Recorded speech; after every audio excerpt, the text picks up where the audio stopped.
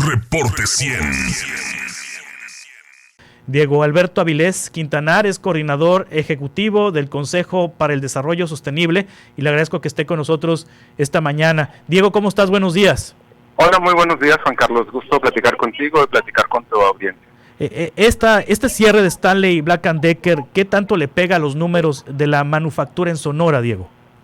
Fíjate que es bueno que tocas este tema y quisiera antes hacer un paralelismo para tratar de darle a la audiencia una idea de qué fue lo que pasó. Y me voy a ir un poco aquí de Sonora, pero hubieron en la COVID-19 algunas burbujas especulativas de negocios que crecieron impresionantemente a raíz del mismo confinamiento, ¿no? Y puedo poner, por ejemplo, muchos servicios de Internet que tras el confinamiento crecieron espectacularmente en ventas y demás. Por ejemplo, estas aplicaciones de streaming que están en California, ¿no? Y toco específicamente el caso de California, porque post la COVID, es decir, en la reapertura y en el reejercicio de la actividad humana, las ventas de ese tipo de negocios que crecieron en burbuja en la COVID cayeron dramáticamente, y eso orilló a que ahí en Silicon Valley algunas empresas de esas del .com tuvieran que reducir operaciones para hacer frente a los nuevos retos de la economía post-COVID. Bueno, pongo este ejemplo porque no por ello California está mal en su industria o está mal en su economía o algo por el estilo, a pesar del cierre de algunas. El caso de Black & Decker es un caso muy similar, como bien lo mencionabas al inicio, ¿no? Fue una empresa que decidió que tenía dos fábricas aquí en Sonora, una en Nogales y la otra en Hermosillo. La de Nogales dedicada al mercado americano y la de Hermosillo al mercado nacional. La de Hermosillo se construye proyectando grandes ventas para el mercado nacional, porque el confinamiento llevó a las personas a estar en sus casas y empezar a comprar herramientas para poder arreglar sus casas y demás. Y bien dice la empresa, pues que hicieron un mal cálculo, como muchos otros negocios, como te mencionaba hace un momento, de que hicieron cálculos pensando que lo que llegó con la COVID se iba a quedar así, que tuvieron que hacer reajustes en su empresa, ¿no?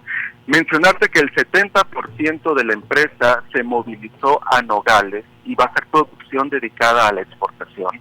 Es decir, de los más de 600 empleos que se generaban, nada más recortaron, y empezaron con un recorte de 500, pero los otros 100 que aún están contratados se quedan a terminar de cerrar la fábrica hasta el mes de diciembre.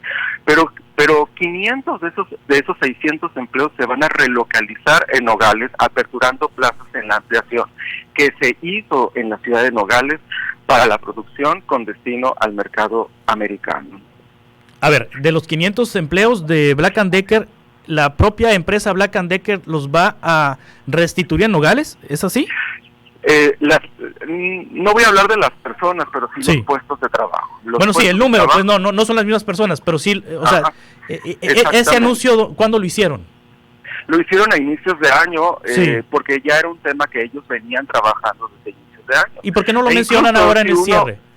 Si uno estudia las estadísticas que el propio INEGI da a conocer, y específicamente en este subsector, son estadísticas que ya venían cayendo desde finales del año pasado. Sí. Ellos empezaron a hacer su reacomodo global, ni siquiera es un reacomodo regional, de fortalecer ciertas fábricas como la de Nogales, Sonora, y empezaron a proyectar el cierre de otras como la de Hermosillo, Sonora. Sí, lo mencionan en el cierre porque es un buen argumento y no lo tengo en el radar que lo hayan mencionado en días pasados.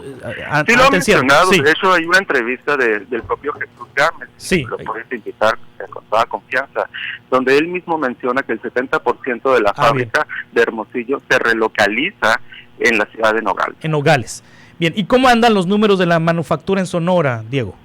Bueno, ya entrando al dato duro, mira, durante los últimos 2 años hemos registrado a través del indicador manufacturero que da el INEGI de forma mensual, altas tasas de crecimiento, y en varias ocasiones incluso el gobernador, leyendo estos reportes, ha mencionado cómo Sonora durante 2 años ha tenido estas grandes altas tasas de crecimiento comparado de forma regional en la región de la frontera norte, es decir, comparado con Baja, comparado con Chihuahua, a veces comparado con Nuevo León, y Nuevo León es todo un reto, ¿no?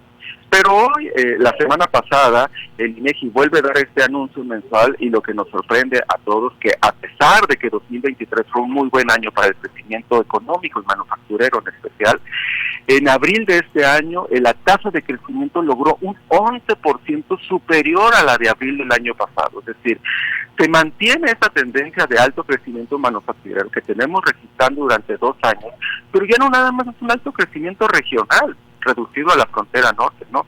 Ahora Sonora encabezó el primer lugar del crecimiento manufacturero del país. Y mira, algo que te puedo precisar sobre esto, es que el país, en ciertas regiones del país, están entrando como una especie de desaceleración en su crecimiento manufacturero, pero no así Sonora. ¿Y por qué no así Sonora? Y esto tiene que ver con lo que ha pasado en estos últimos 2 años, con la ampliación y relocalización de empresas dedicadas a las autopartes de automóviles eléctricos. La demanda global por automóviles eléctricos está creciendo de cierta forma, que la empresa, uno que produce una autoparte, otra que produce otra autoparte y otra que produce otra autoparte, están incrementando sus contratos que fueron cancelados en el sureste asiático y se están asignando aquí al estado de Sonora. Sí. El Sol de Hermosillo publicó el viernes pasado, Diego, Alberto Avilés Quintanar, coordinador ejecutivo del Consejo para el Desarrollo Sostenible, que en el año se han dado otros cierres de empresas y citan el caso, por ejemplo, en San Luis Río Colorado, la empresa Macino, dice el Sol de Hermosillo, informó en enero pasado que terminaría su operatividad a consecuencia del aumento en los costos de los materiales, además de que las prestaciones hacia los trabajadores empezaron a resultar de mayor gasto. Ahí se tenían 3.500 colaboradores, los cuales durante el primer bimestre de este año fueron liquidados, cuyo proceso se dio de manera escalonada. Estoy leyendo una nota de Gil Reyes. Leí la nota, Juan Carlos, sí. Y te puedo aclarar que hay varias imprecisiones en esa nota. A ver, cuéntame. Conozco la empresa, conozco a los empresarios. Los empresarios, me parece que hace 2 años, junto con el gobernador, por cierto, hicieron el anuncio de la apertura de la empresa, así como lo mencionabas con Black & Decker. Cuando Black & Decker dijo que podrían contratar a más de 2,000 trabajadores, eso nunca sucedió, porque la expansión de Black & Decker nunca se dio así. Llegaron a contratar hasta 600 personas, que son el cierre que están dando. Bueno, hace 2 años, en el caso de esta empresa en específico, hicieron el anuncio de venirse a Sonora, de venirse a San Luis Río Colorado, de instalarse, pero la realidad es que nunca sucedió. Sí. Esta empresa nunca aperturó y nunca hubo un trabajador contratado para la operación de esta fábrica. Sí, entonces no cerró lo que no abrió, pues. Lamentablemente decidieron cancelar el proyecto, pero afortunadamente para San Luis Río Colorado, otra empresa de autopartes para autos eléctricos también, una que ya estaba instalada ahí, una japonesa que está ahí, decidió ampliar operaciones este año y no hacerlo en Japón, no hacerlo en China, decidió hacerlo ahí en San Luis Río Colorado. Y este año, ahí en San Luis Río Colorado, aumentaron en más de 1,500 empleos la industria automotriz para autos eléctricos. Sí, también la nota cita que en Ciudad Obregón la empresa Edgewell anunció que en 2025 concluirá su estancia en suelo sonorense, lo que implica una pérdida de 1,300 empleos. Es algo que sí tenemos monitoreado, estamos platicando con la empresa y estamos tratando de persuadir o hacer todo lo que el gobierno puede hacer a su alcance para que eso no suceda. Sí. Pero ahora sí que es otra decisión de mercado de ellos, ¿no? Ellos están pensando en localizarse en otra región, nosotros vamos a hacer nuestro esfuerzo porque no lo hagan. Sí. Pero esperemos que eso no suceda y si eso sucede, daremos a conocer cómo fueron estas clases. Fabrican rastrillos, ¿no? Ellos fabrican rastrillos, exactamente. Muy bien. Diego Alberto Avilés Quintanar, coordinador ejecutivo del Consejo para el Desarrollo Sostenible, muchas gracias como siempre. Gracias a ti, gracias por el espacio. Gracias, Diego Alberto Avilés. Reporte 100.